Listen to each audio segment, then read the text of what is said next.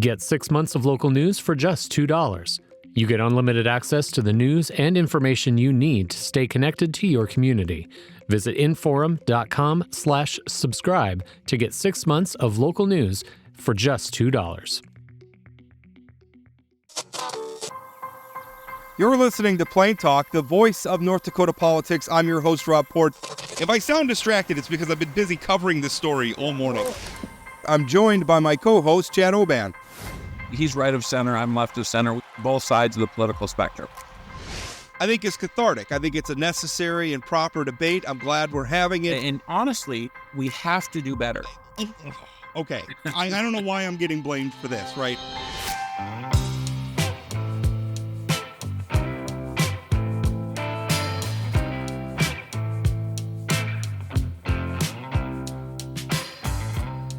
Welcome to Plain Talk. We're recording this on Wednesday, November 5th, so right after what was Election Day in a lot of parts of the country, and some pretty big ones that people naturally... I have never had so many people in North Dakota ask me what I thought about the New York mayoral election. People are just super tuned into it for some reason. I don't know why. But it was a Democrats had a good night last night, and I've seen some spin from people saying, well, it was all in blue states. I don't know if that analysis holds up to scrutiny, especially when we start looking at some of the down ballot races. Republicans had a tough night in Georgia on their public service commission. Democrats flipped a couple of seats there. Democrats broke the Republican supermajority in Mississippi. So this is pretty interesting things. Now, just as Rob, we came I would just also had 12 seats in the House in Virginia. Those were not all in blue areas of Virginia. That's true. Not just the Virginia governor, which went from Republican to Democrat, but you're right, legislative seats. The voice you're hearing is former North Dakota Senator Heidi Heitkamp, who we actually had brought on to talk about some work she's doing, taking the temperature in rural America and trying to figure out, how do we address some of those challenges? It's a bipartisan effort, or bi-ideological. The parties aren't involved, but left-right effort there. But, before we get there, it's hard to ignore, what happened politically last night in these elections. And, of course, Mr.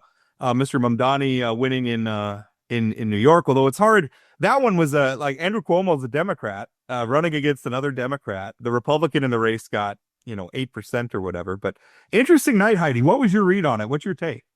Well, the first thing, I think the president came out and said, the only reason that this happened is I wasn't on the ballot. President Trump was on the ballot in every one of those states. And the message was clear. We don't like the direction you're headed. And the more they ignore it, and who knows what's going on behind closed doors among the Republican caucus, but the more they ignore this, the bigger the peril is for 2026. They've got to take corrective action. But you see we can talk about this, but you see the reaction on SNAP benefits, you see the reaction on healthcare. It's like they're not getting the message. They want to double down on all the policies under the theory that those are working. The other takeaway that I think is the Democrats finally got a message, and it's called affordability, which I've been preaching for fricking ever. This is about people's pocketbooks. If you want to get to people who don't really give a crap about politics, they're not Democrats and Republicans. Maybe they identify one way or the other, but they want political people to leave them alone. But they're struggling. The working class folks are struggling, and that's why you saw what happened in New York City. You saw it. That was the common thread among all of these races, including the ones in Georgia. Now, with that said, the Republicans want to force all of the national attention into the race and scare people based on the race in New York City. But what I've been pushing back is say you have two moderate Republican women. These are not liberals. They both represented swing districts when they came into the Congress. They both won in what had to be kind of a red to blue district. And they learned how to talk to constituents. They learned that you can't be strident, that you've got to listen, and you've got to come with solutions. Now, with that said, my caveat is if they just simply say, winner, winner, chicken dinner, we're going home, and don't produce results for working class people, they will suffer the consequences at the ballot box once again. Heidi, I could not agree with you anymore with your assessment about this is stuff costs too much. Right. Mm-hmm. This is what this election is about. People want to say, I think it was Time Magazine that said, is this Spanberger's party or is this the mayor of New York's party? The reality is the through line, like you said last night, was stuff costs too much money. Doesn't matter if it's a Democrat socialist or one of the two badass women that were elected governor last night. I mean, you watched those speeches last night. Holy cow, those are two impressive new governors in New Jersey and Virginia. So now I want to take it home. Right? We saw a great night last night. I saw some pictures of you at an event in Fargo over the weekend. There's 150, 200 people. Mm-hmm. Are people in this part of the country, in North Dakota and South Dakota and the Midwest, do you think they're getting it? I mean, we're not going to elect, people on a statewide ballot likely, but I mean, do you see there being some opportunities even in these red areas with this message about opportunity and cost? Yeah, what I would say is what's driving the people in that room, and I'm not taking anything away. I knew a lot of those people in that room. They're not struggling financially. They're doing pretty good. It really was a fairly wealthy crowd, but they're desperately concerned about the democracy and about, I mean, if you said, are you more upset about insurance rates? And this isn't probably fair, or him tearing down the East Wing. I think you'd probably gotten an equal reaction. They don't like the tactics, and they recognize that there is, snatching people off the street simply because they're brown and breaking their arms and then saying, whoops, I guess you are a citizen. Now you can go to the emergency room. I mean, they don't like that. And that's what you're seeing that is energizing. So there's this group of people, a lot of them who are older, who are coming to, organize and to these elections and to the rallies. They're rallying because they are deathly afraid of the state of the democracy. The trick for the Democratic Party is to take that energy, that organizing energy, and translate it into a dialogue with people who aren't showing up at those rallies. And I think that's where the president understands that you can't have 7 million people walking the streets, basically criticizing and not pay attention. And so, but I sent out, I think I sent a tweet today basically saying, if they don't learn this lesson, 2026 will look a lot more like 2025 and a lot less like 2024. And the other thing that I watch really closely, people said, what are you watching? I watched to see if the coalition that the president built in New Jersey with minority voters, with younger voters, was going to hold in this, midterm or in this interim election. And it didn't. There's huge swings. The two big groups that have swung desperately to the other side are youthful voters and Hispanics. It's so hard, these off cycle elections, and it's hard to know. I mean, I don't want to take anything away because it was a great night for Democrats, but it is sometimes hard to extrapolate larger conclusions from some of this. In Virginia, I mean, the government shut down right now. What do you think the primary industry of Northern Virginia is? Yeah. It's government workers, and they're not working right now, or they're in a tough spot right now. But I want to say this, Rob. I think that one underappreciated issue that is creating huge anxiety among the workforce is this transition on AI, announcing huge cuts at Amazon, announcing huge cuts now at IBM. What people are seeing, those mid-level workers are seeing, am I going to get replaced? And I don't think that's been tapped into the way it should be in terms of having solutions for people. I mean, we don't want to stop progress. I'm not a Luddite, but you have to bring people along. And so I think that added to a lot of the uncertainty that especially employees are feeling. I think also the thing you said that I agree with the most is the idea of a through line. Because you could say, yeah, Mamdani's a Democrat and the ladies who won the governor, they're Democrats. They're very different Democrats, though. Mm-hmm. There's some ideological daylight between them. But the through line is they were all kind of talking about the same thing. And it's a hopeful thing for me. And I'm in such a weird spot because I obviously have very strong feelings about Donald Trump and what he has done to the Republican Party. On the other hand, that does not necessarily translate into me wanting Democrats to win. The Trump people like to, because I outed myself as a Kamala Harris voter in the last election, and they like to take me to the cleaners on that. And my argument is, from a conservative perspective, I feel like she had a more limited view of executive powers than he does. He seems to he can do whatever the hell he wants.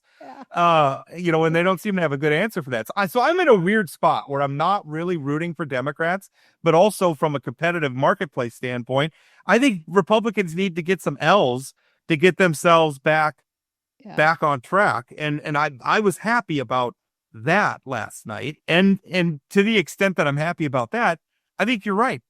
Getting Democrats away from some of these culture war issues where they've been getting their asses kicked consistently. We've been talking about Mark Marone's line about how progressives annoyed Americans into embracing fascism, which is a little extreme, but also has some truth in it.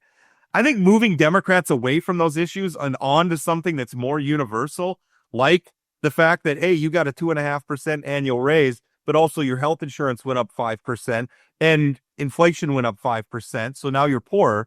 Talking about that is going to resonate with a lot of Americans who, like you said, aren't watching Fox News or MSNBC religiously, aren't probably listening to this show religiously, but it's going to reach them. And I think that's a big ray of hope for Democrats. The one really interesting fact, Trump 1.0, right?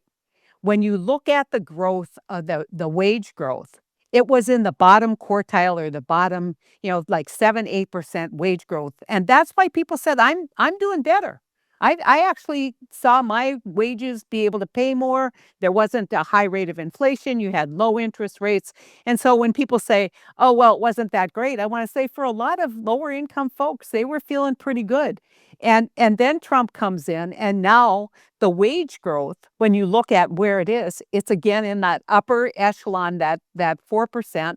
Of the wage earners in this country, and the tax is heavily skewed. I was on television last night with Congressman. Congressman was on ahead of me in New York, and he said, on average, New Yorkers will see a 4% or a $4,000 reduction in their taxes. And I went, liars do averages, right?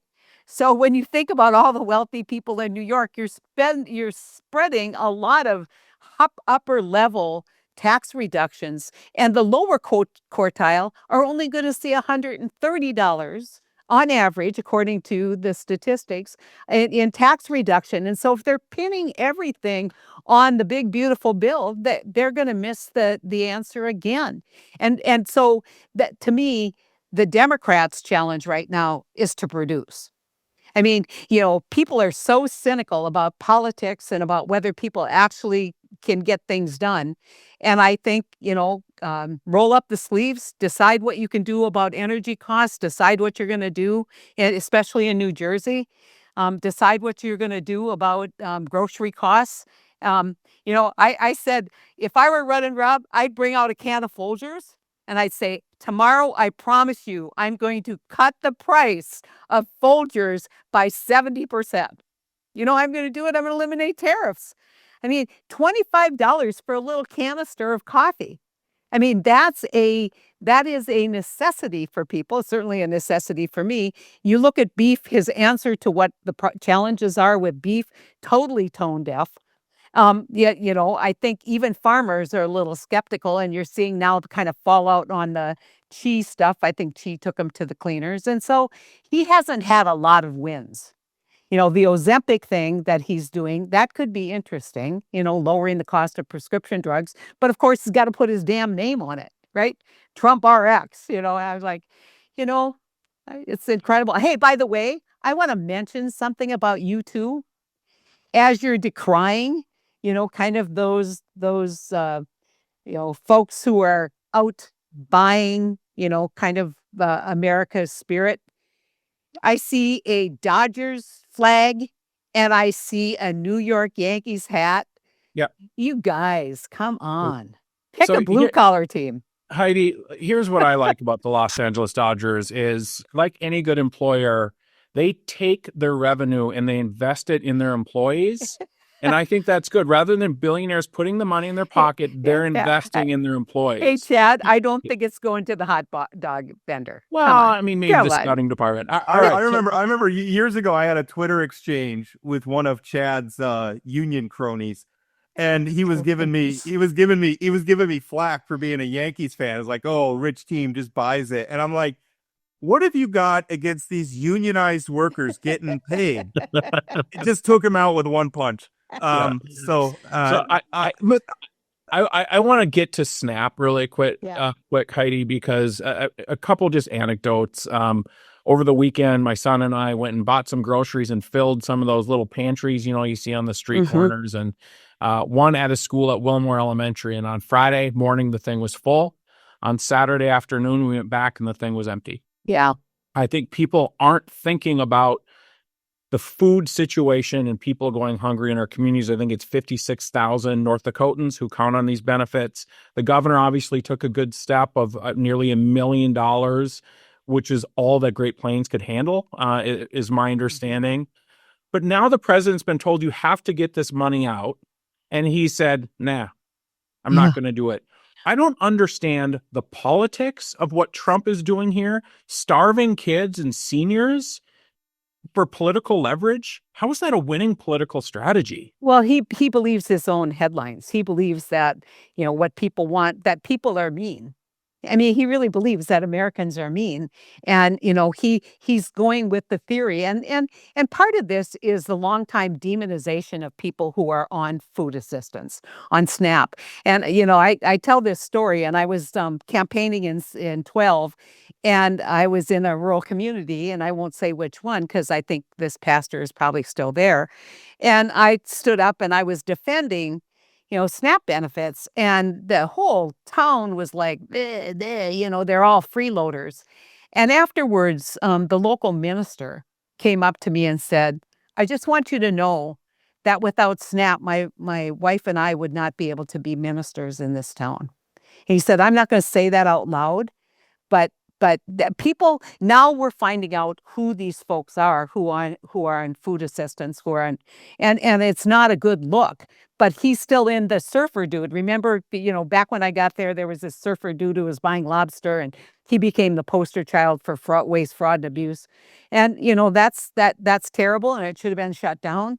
But that is not the reality for a lot of families. And it's interesting to see how tone deaf I think Donald Trump is, because I don't think he was tone deaf in the first term. I think he actually understood, because he said, not going to touch Medicare, not going to touch Medicaid.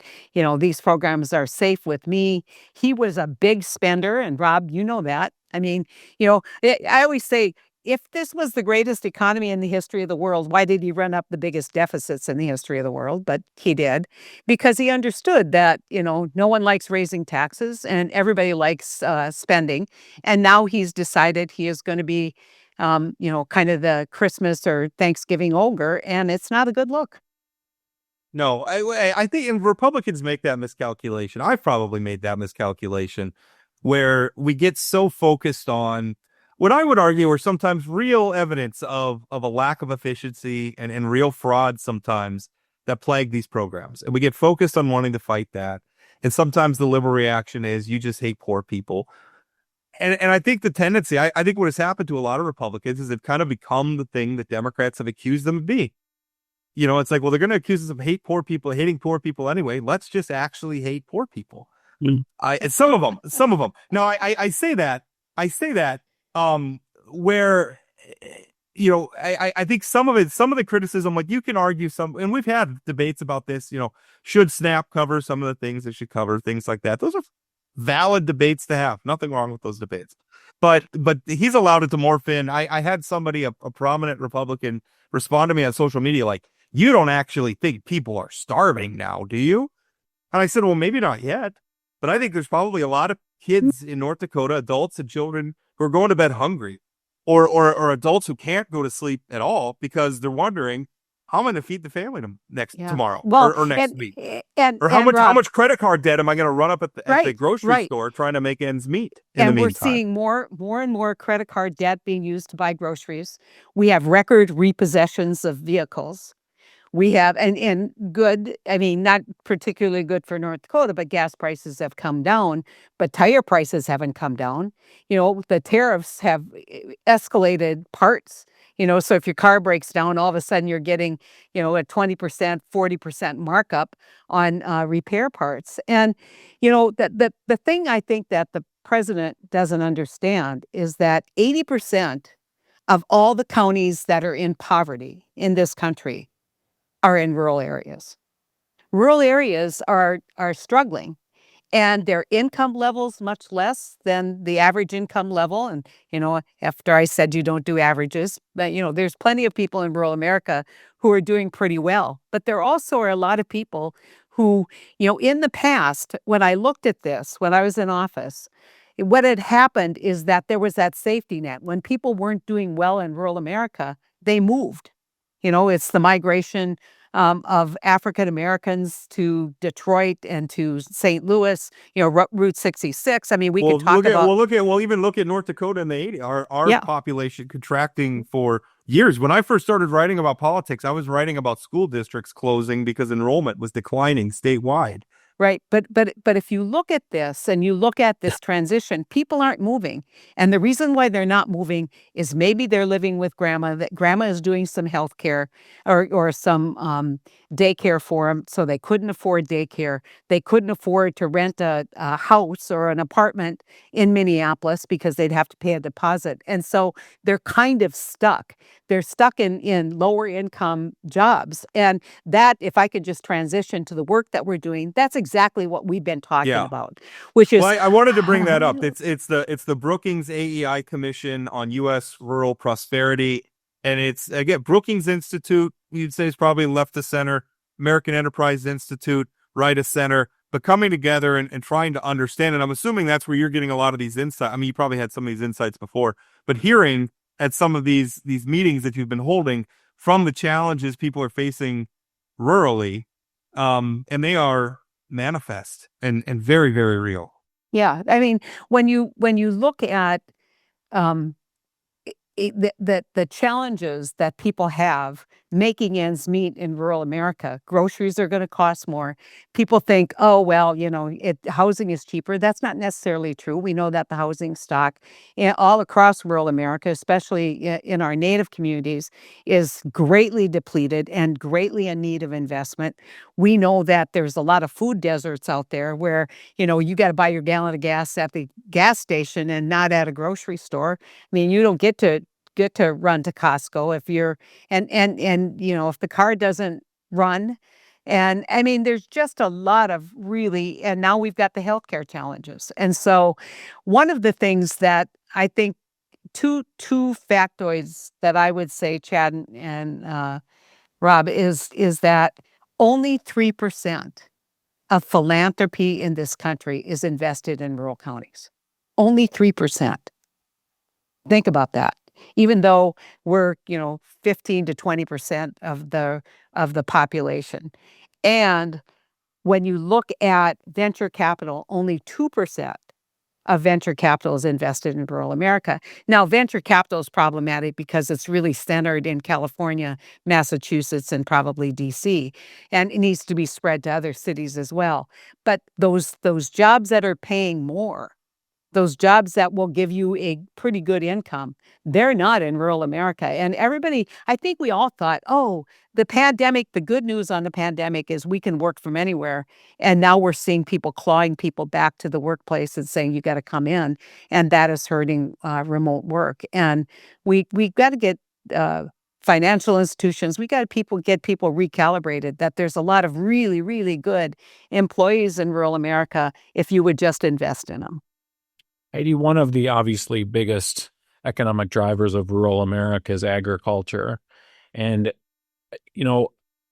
farmers and ranchers in the state and in this country are getting absolutely demolished right now. When you consider tariffs, I mean, all the garbage with beef in Argentina but also this health insurance, market and the subsidy going away. And you've got, I think we had somebody on who was a former state senator, Judy Estenson, who said 30% of small family farmers might go out of business or something like that, but her family's still supporting this administration. Yep. I worry that folks are just going to follow this guy off the ledge. Yeah. Was Judy ever in the legislature? Yeah, she was for one. I didn't know No. that. I knew Judy in college. She was a state senator. Yeah, I knew Judy in college, and she wasn't like this in college. I'm just saying, but you know, there but for the grace of God go everybody else, and you know, it is so easy to say, you know, it's not going to affect me, therefore it doesn't matter. But the thing that I keep telling people is, okay, let's play this out. Who do you think's going to drop insurance? Young, single, or healthy young people. Yep. So you're taking them out of the risk pool. They are no longer contributing to the risk pool. People who are sick with chronic disease, they're going to stay in the risk pool. And that's just going to add to the cost. And if those young, healthy people have a catastrophic or a trauma event, they're going to show up in the emergency room and they're going to get health care. And, you know, I remember when Obamacare was being considered, a woman from Oregon was interviewed on public radio, and she was a rock climber, had fallen and broken her leg, was able to recover and pay her medical bill. But she bought health insurance for a dog, not for herself. And everybody's like, oh, that's just crazy. And I said, no, it's not. Because if she shows up with her dog with a broken leg at the veterinarian, he's going to say, I'm not treating your dog until you pay me. But if she shows up at the emergency room, she's going to get covered, and that's very expensive care. And I think the casualty of this whole debate on healthcare is we're not having a conversation about healthcare. We're not having a conversation about how we reduce costs, how we eliminate and take the excess out. And I think there's a lot of strategies we should be deploying in a bipartisan way to reduce the cost of healthcare, because the trajectory is unsustainable. And so instead we're just trying to, and so when they say, oh, you're just propping up a failed system, I'm like, you've had 8 years, or I would argue 9 years, because Trump started talking about this when he was running in 2016, to tell us what the plan is. And I guess you have a concept. I would be interested in the concept. Yeah. It's remarkable because everything that you're saying has been is an echo, and not that you're copying him, but an echo of what our current insurance commissioner, John Godfrey, has said on this show. Yay and for elsewhere. Yay for him. Yay for him is right. He's the power. I don't know if you get that kind of, you know, if I can say this, I don't know if you get those cojones when you're, you know, 6'10" or whatever the hell he is, that he's not afraid of anybody. Well, the thing is I think he's just living in the real world. Yeah. You know, he's not even really talking about what we should do. He's just saying, this is where we're at right now. And where we're at is, if you end these subsidies, there are going to be thousands of North Dakotans who see a dramatic increase in their health insurance. And a lot of those people are probably going to react rationally and, unfortunately, not buy insurance anymore. And those are probably going to be the healthier people who don't have a pressing need for a lot of immediate care. They're going to exit. The pool that's left is going to be older. They're going to be sicker. They're going to be consuming a lot more insurance than the people, or healthcare than the people who left. And that's going to put upward pressure on premiums again. That's just reality. I mean, it's not a matter of opinion. Yeah. It's math. Yeah. And Rob, what it's going to lead to is uncompensated care. Yeah. And that's true for what's happening with Medicaid as well. So which people in turn will go drives to up the cost. Yeah. And that drives up the cost of care for everybody else. It's all connected. And that's the thing he was talking about, too. I'm at the point thinking, you know, we asked the insurance companies to come to Godfrey's office and make a case and have him approve premium increases. Maybe we ought to do the same thing with the hospitals, where they got to come. If you want to raise the cost for these prices, you got to come and justify it. Maybe it's time. I'll tell you, as a conservative, that gives me hives. But I don't know what the alternative is. Well, I don't know what else we do to bring things into line.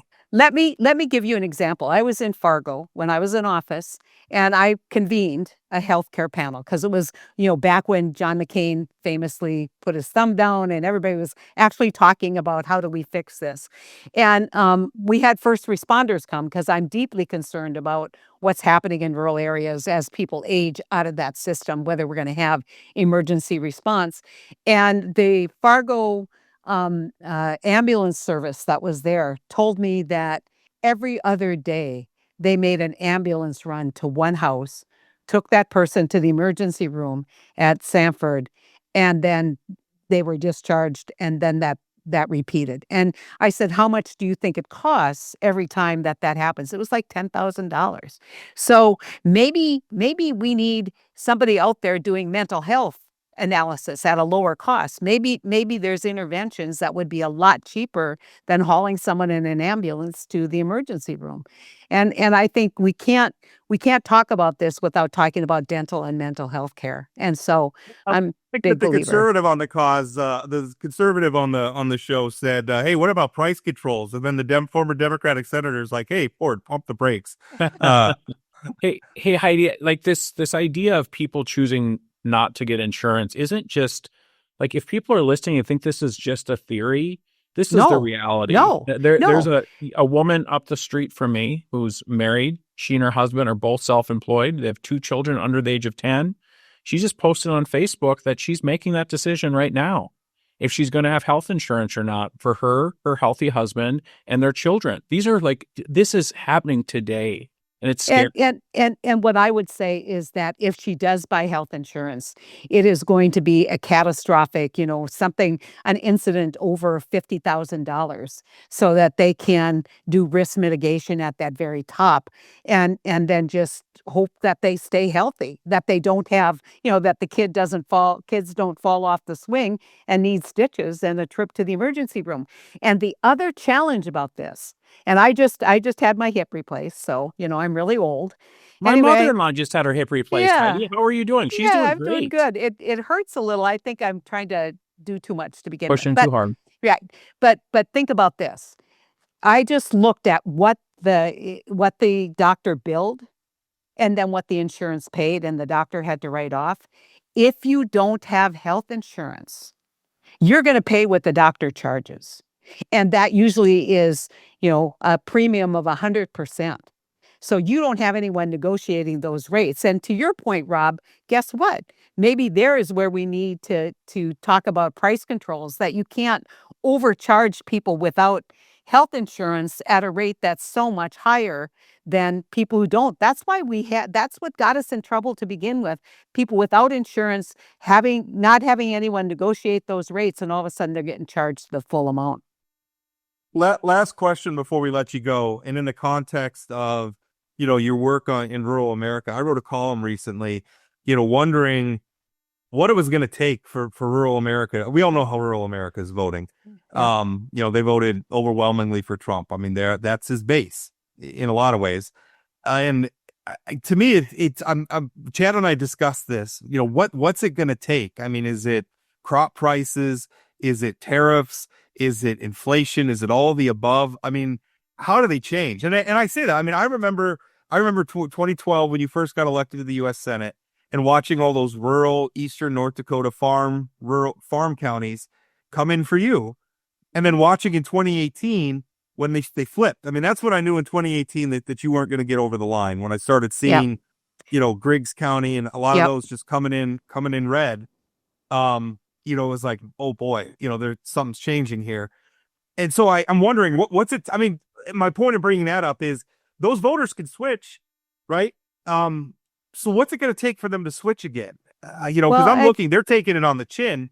When's the loyalty to the current president going to end? Yeah, I've been looking at the election results in Virginia, and Virginia has a fairly sizable rural population, and people don't realize that the first step to kind of moving away is not voting.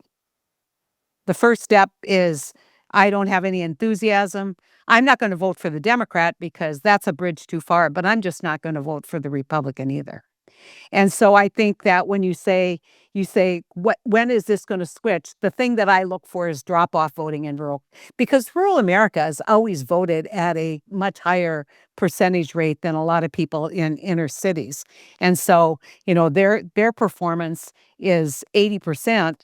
And then you add to that an 80% tally for the president and for the Republican Party. I don't know if I've ever told you this, Rob, but when I ran for the Senate in 12, I did daily tracking polls. And the daily tracking polls showed me that if Barack Obama began to lose by more than 22 points, I couldn't win. There was a point at which the headwind was too great. When I ran for re-election, it was 5. So people have gotten more tribal. I tell a story about a friend of mine. She runs the Cook report, and she came out to North Dakota, and she talking to a corn grower and said, "Oh, what do you think of Heidi?" And he's like, "Oh God, we love coming out to Washington. She knows her stuff. We gave her our national award." And he just was effusive about, how approachable I was and how much I knew. And then she said, "Well, you're voting for her then?" And he goes, "Oh no, she's a Democrat." So the old story and the old model, when I won in 12, my thinking was, I've got to do what Kent Byron did, which is produce results. And so when you look at, the things that I did, I don't think anyone thought I could get done, which was opening up oil exports, which was 2 farm bills, which was,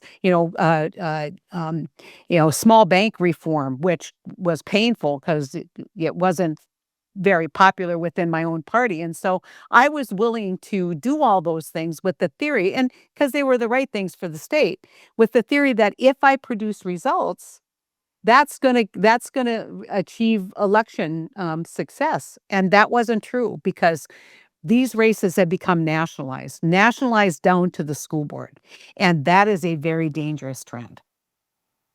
I agree. Heidi, thank you so much for your time. Appreciate it. Yeah, and at some point, if I can come and talk about our commission, that would be great. I just want to say that one story from this. We were in Castleton, and Castleton is a very wealthy community, right? And there was a guy there who was on the school board, and he was talking about the challenges of rural America, and everybody's like, Castleton's pretty wealthy. And he kind of starts tearing up. And he talks about how the city has the backpack program to send people home with food.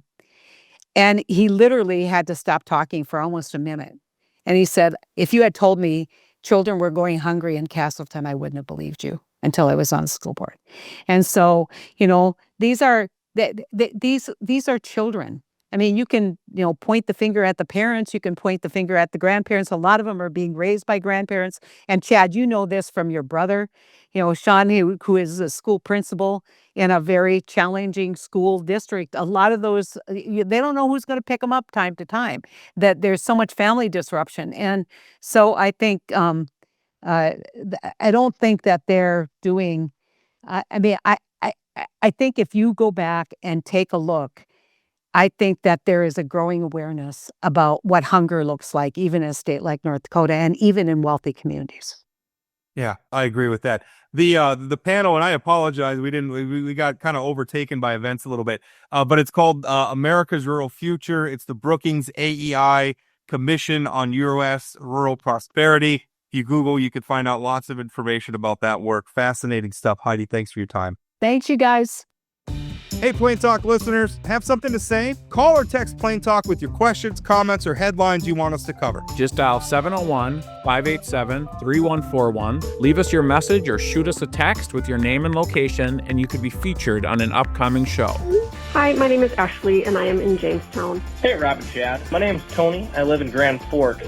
That's 701-587-3141. Call us, text us, vent, praise. We want you in the conversation. Thanks for being part of the show. Now let's get back to today's episode.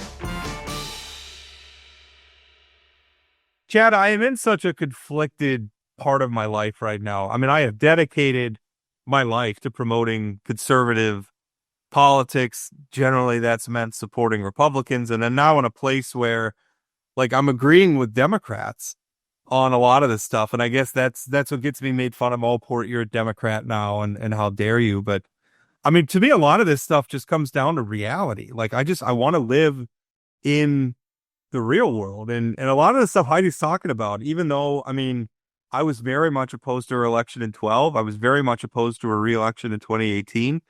And yet I think right now she's just talking reality, and it's not even ideological. It's just, we have got to start living in the real world where some of the things that seem to matter a lot in politics really don't matter that much.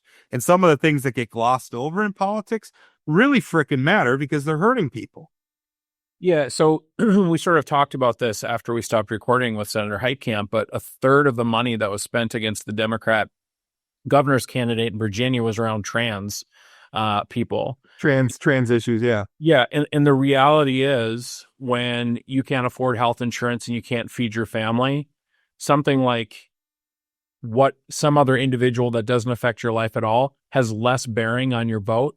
I thought her analysis of the through line, this is, the two moderate governors of New Jersey and Virginia and the Democratic Socialists in New York, the one thing they had in common, they're talking about stuff costs too much money, and now they have to deliver on a plan. And part of that is delivering on health insurance.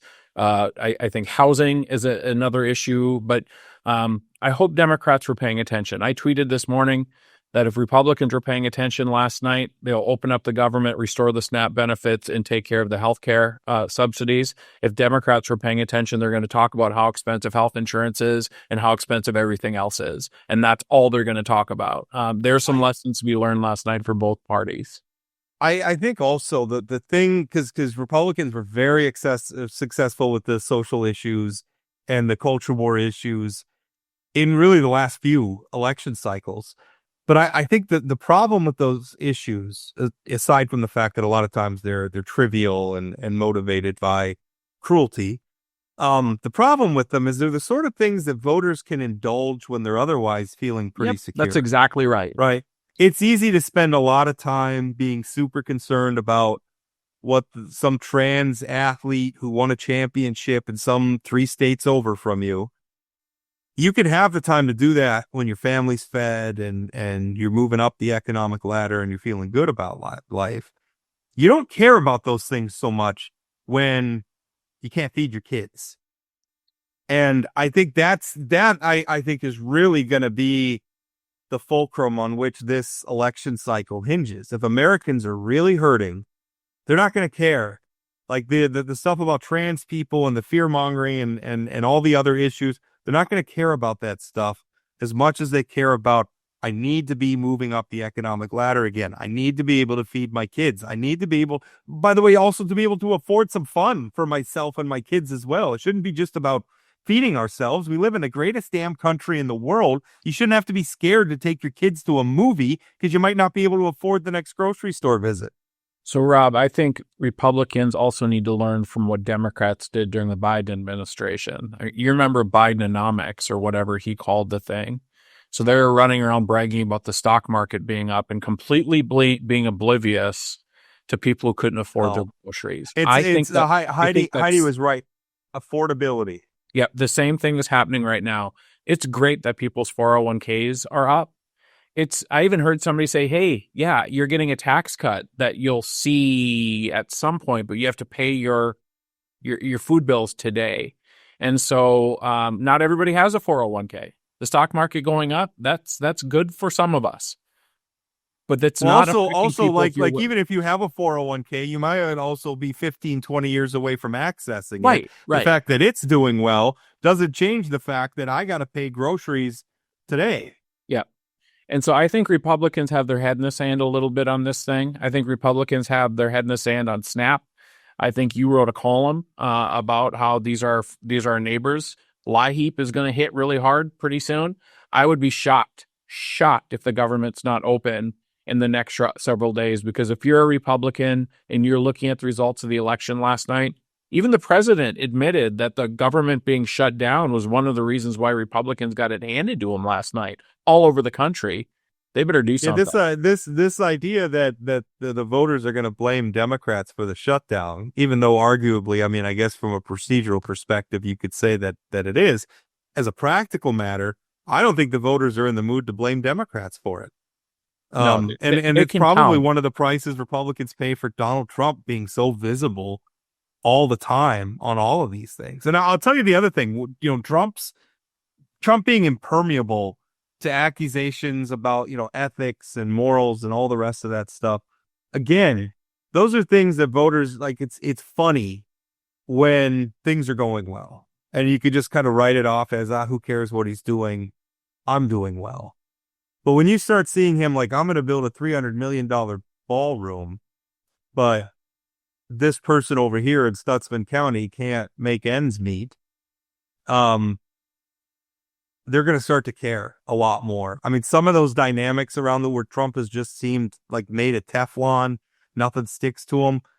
I think if the way things are going right now continue, stuff's not going to stick. And I also think there's a danger in Democrats taking too much out of last night. Last night didn't guarantee you anything. And there's some unique quality, the Virginia races. Virginia is very affected by the shutdown because there's so many government workers, especially, so statewide races, Northern Virginia, those are places where Democrats did really well. The shutdown really touched them there. That's not necessarily going to be too true in other states in the general election coming up next year. So, Democrats need to be careful. This is a good sign. Don't get me wrong. No, but these comparisons are not one-to-one. It's different turnouts, different circumstances. Right. The general election's a different beast.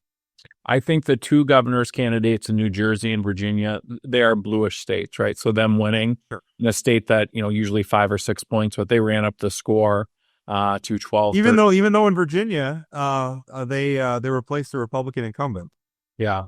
But I would say the down ballot legislative races in Virginia are a really important sign. The Mississippi ones that you reference, and then those two PSC or whatever they're called in Georgia are really good signs because those aren't blue areas historically. So I think it's all upside. But again, there's no guarantee. A year from now is a long time in politics. So Heidi kept saying it. Democrats have to deliver now. Yeah, and I think stay on this message. Even if ultimately, if the economy swings upward and some unforeseen set of circumstances, things start doing real good, it's probably going to be tough for Democrats to make up a lot of ground. But I think this is the hill for them to die on. Don't get distracted by the other things. Don't get led down some rabbit hole and get into a food fight over some social issue with Republicans. You're going to lose those fights. Yeah. You're going to lose those fights. Keep it on this affordability question. That's where you're going to win. Rob, I'm going to talk again. I brought up SNAP several times here because for some reason, kids going hungry really chaps my backside. But the president was ordered to release some of the SNAP funds, and then he tweeted, "I'm not going to do it." It got me thinking about our congresswoman who said, he needs to follow the courts. He needs to follow the courts. I haven't heard anything from her at this point saying, hey, Donald Trump, get this money out, follow the courts. I think he's putting people like Julie Fedorchak in a terrible position by doing things like that. And again, I don't understand the politics of not feeding kids and seniors. Well, especially when the court, I mean, even if and first of all, I think it's politically, it's a bad decision. But even if we stipulate to the idea that it's good politics to take this stance, the court just gave you cover. Right. It's like, well, you got to follow a court order. And now he's defying the court. That puts people like, it gives fodder for people like me. It says this guy is lawless and he's a king, just like the protesters said, and all the other things. If he's going to ignore the courts, he thinks executive power goes that far. That's a scary thing. And the USDA chief had said they can't use this contingency fund because it's against the law. Well, now the court has said, in fact, you have to use this contingency fund, and they're still not doing it. I mean, it's... and the thing is, I really want to see how it plays out, because the USDA in court has told the judge, okay, we'll comply. Now, right. Trump on social media has said the otherwise. So which of those are going to win? As we record this, I don't know. I guess we'll see how it plays out. I hope they follow the court because, first of all, I mean, just from a civics perspective, that's how our three branches of government are supposed to operate. The courts do an order. You don't get to just thumb your nose at it and ignore it. He'd And I know appeal we it. have several other things we want to talk about, but shout out to Kelly Armstrong again for getting that money to Great Plains Food Bank. The governor of South Dakota said we will not do that. So our governor is better than theirs. A, the right moral, ethical thing to do. Less importantly, but B, good politics. Yeah. I think it's going to pay dividends for Kelly. Yeah. I mean, here's the thing. I don't think that's why he did it. I don't want to make it seem like he's calculating. I think he did it because it's the right thing. It also happens to be good politics. The governor has done 3 things in a row that have gotten him so much kudos from people across the aisle. The federal loan program, the Levi Bachmeyer appointment, and now the Great Plains Food Bank donation. I mean, he is sort of transcending on those kind of issues and doing good for North Dakotans politics. I mean, I see so many, and he probably hates this. I see so many Democrats who are like, turns out Kelly Armstrong's not a terrible guy. You know what? No. He's not a terrible guy. He's going to. Well, the thing is, it's not partisan. Right. It's not ideological. He's just living in the real world. Things that are happening, the chaos and dysfunction in Washington, D.C. is hurting North Dakotans. The governor of North Dakota is doing what he can to protect North Dakotans. Now, it ain't perfect, and it's not the solution. But the thing is, he can't solve the problem. He can't solve a federal problem, right? But he can do what he can as governor, and he's doing it. And good for him. Let's see what else. Oh, Brandon Pritchard filed a law. This is hilarious to me. So Brandon Pritchard, former state lawmaker, who is a troll, I think is the accurate way to put it. He's now the North Dakota executive director of a group called Citizens Alliance. And he has filed a lawsuit against North Dakota, a portion of the North Dakota Century. And this is funny because you and I just, we recorded a little bonus content talking about our favorite governors. One of our favorite governors was John Burke, who created the corrupt practices part, or at least the first iteration of it in North Dakota law. Brandon Pritchard wants in court a portion of the corrupt practices law that prohibits untrue or misleading statements in political speech. So first, let me stipulate. Rob, let me just clarify, ask a question. So Brandon Pritchard is going to federal court to say, I want to be able to lie about people in political advertising. Yeah, his argument is it's protected speech. You know, in a normal world, somebody wouldn't file that lawsuit basically saying, I want to lie about political opponents. Doesn't that seem odd to you? Well, somebody who made headlines not telling the truth about where they go to law school would I think demonstrate that it's just an odd thing. But he's a troll, and I don't think he cares about negative attention. What he cares about is attention. And that's what he's getting here. That being said, I think his lawsuit's probably going to be successful. That statute is a little problematic. And let me, to illustrate what I'm talking about, none of us want people to be able to lie in politics. The problem is who gets to decide what's a law and what's not, what's a lie and what's not a lie. So if I say a pro-life person says life begins at conception and abortion is murder, obviously somebody who's pro-choice is going to say that's not true. And you could say that's a lie. Should we bring criminal charges against the pro-life person, charge them with a Class A misdemeanor as the North Dakota Century Code calls for? I think that's very problematic. I think some of these things are debatable. It's problematic, but the examples he used is, I want to say what usually Pat Heinert and Todd Porter, they're pro transgender. I can't remember what it was. Where it's certainly questionable stuff. They're pro pornographic content in schools and all this stuff, and which is not remotely true. But what I'm trying to illustrate is the problem with the statute. Right. From a First Amendment. And the courts have struck down. Ohio had a similar statute on the books. That got struck down. The federal government, for a while, it was illegal to lie about your military service. This is called the Stolen Valor Act of 2005. The court struck that down. And from a First Amendment perspective, I understand why. And I think those are the right decisions. And I think Pritchard's probably going to be successful in this. What I did find funny about his email is that Brandon Pritchard, who these days claims to be a law student at the University of North Dakota, he had previously claimed to be a law student at the University of Minnesota, but the law school came out and said publicly that he was not. I believe they tweeted. I believe they tweeted it. Said this guy is not associated He's now with us. So he's in the examples. His group was running a billboard about Jason Doctor and calling out Doctor. Doctor, of course, was convicted of a misdemeanor. Related to a lease, made all sorts of news, really, to a lease he had with the Attorney General's office. He ran a billboard. He alleges that Jason Doctor sent him like a cease and desist. He alleges that former State Representative Jeremy Olson, who resigned during the last legislative session amid some controversy, that he also made, sort of a similar threat of some sort of civil action. And that's the problem, is he's citing those as examples of the establishment using this law to silence conservative activism. The things he just mentioned would not go away if the courts overturn those laws. Those are civil actions. What he's talking about is a part of the criminal code. It criminalizes dishonest or lying speech. It's a Class A misdemeanor. And that's very different under the First Amendment.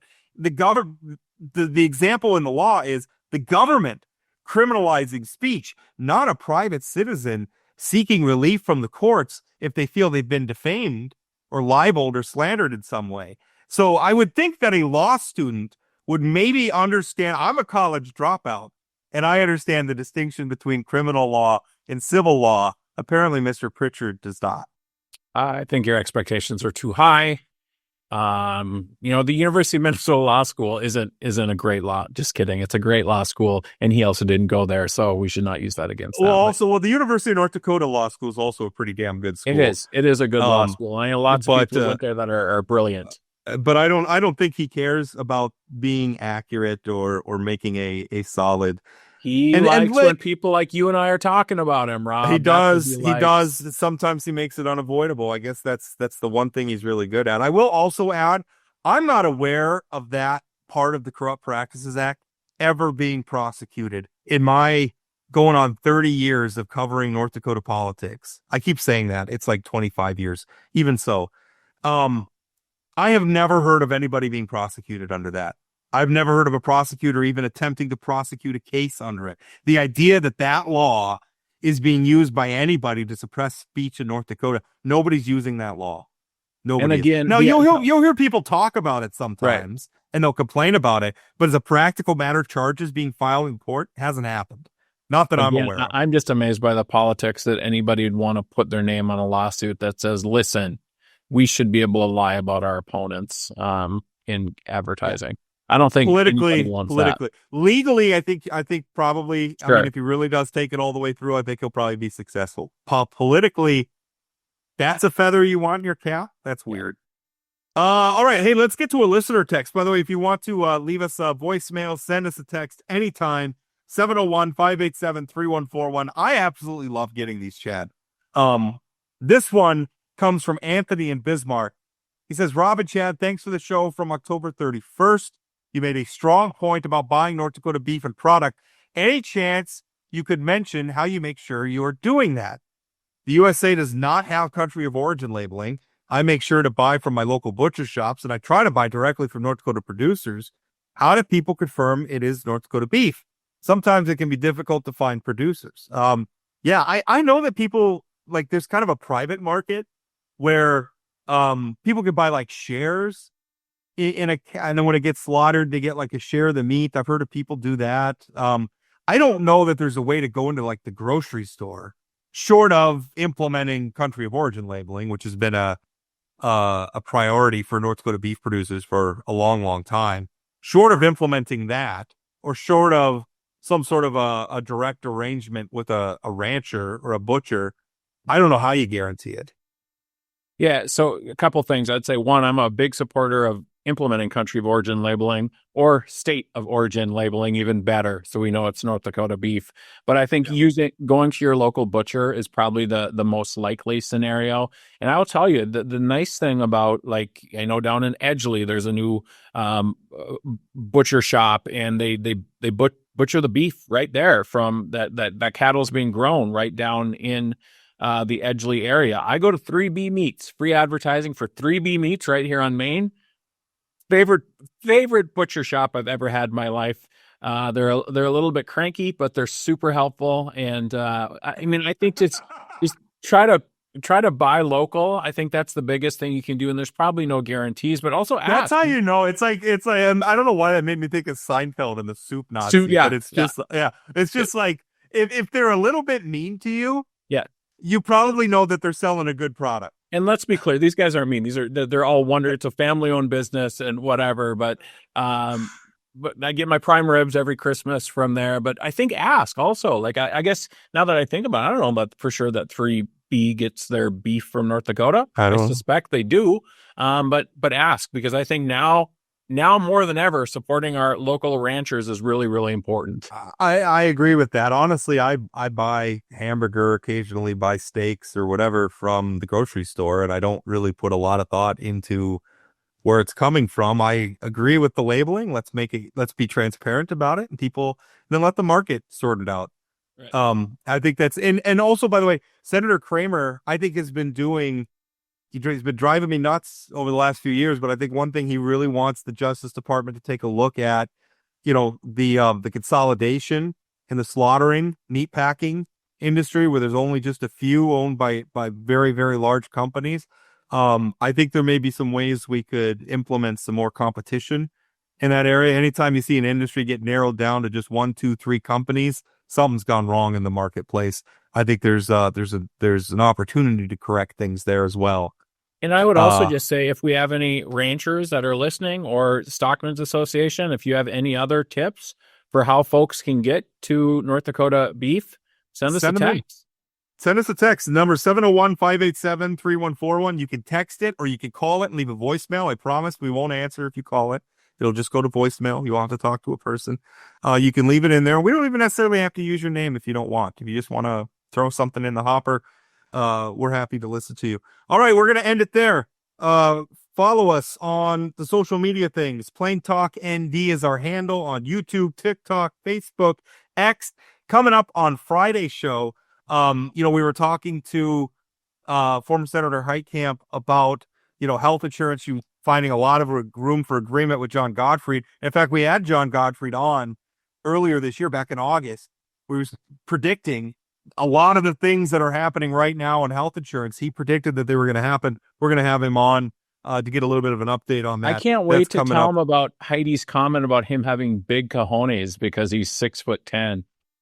Yeah, that was a very colorful thing of the senator to say, as she is no comment. I don't typically like talking about people's cojones on the podcast, but listen.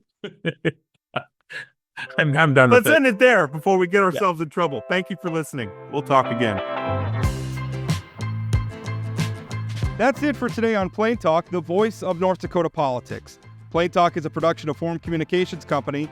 Got a question, comment, or suggestion? Leave us a voicemail or send us a text message at 701-587-3141. That's 701-587-3141. If you haven't subscribed to Plain Talk yet, you can find us on YouTube or your favorite podcast platform like Spotify or Apple Podcasts. For those of you who are already hooked, give us a rating or review.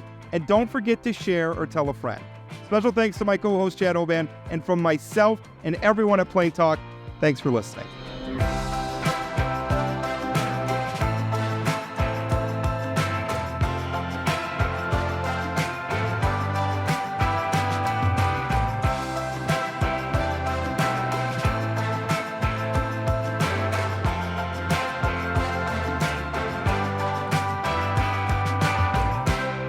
It's called affordability, which I've been preaching for fricking ever.